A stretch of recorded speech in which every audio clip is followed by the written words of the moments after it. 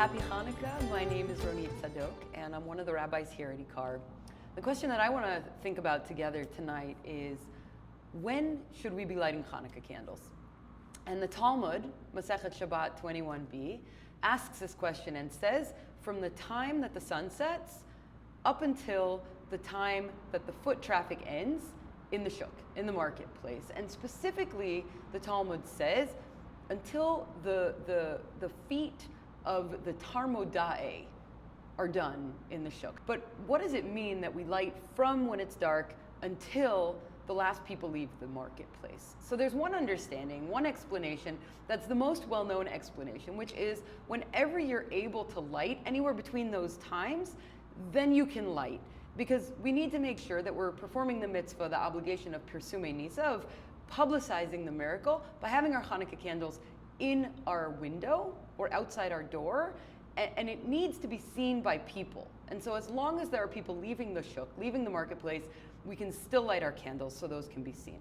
But there's another interpretation in the Talmud that's actually really interesting and gives us a little insight and a different way of looking at this mitzvah of putting our light in the windowsill. And that says that actually the time of lighting the candles, whenever we light, it has to be able to last all the way until those last people, the tarmoda'ei, leave the marketplace.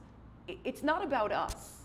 It's actually, in some ways, about the people who are out there working late into the night. So who are the tarmoda'ei? Rashi, a famous commentator, says they're the ones who were collecting wood once everyone else had left the market, so that if I, who went home at 6 o'clock, realized at 9 o'clock or 10 o'clock or 11 o'clock that I didn't have enough wood to heat my home, I would go out and I would be able to buy it for them. People who are working late into the night for us. And so what does this interpretation offer us?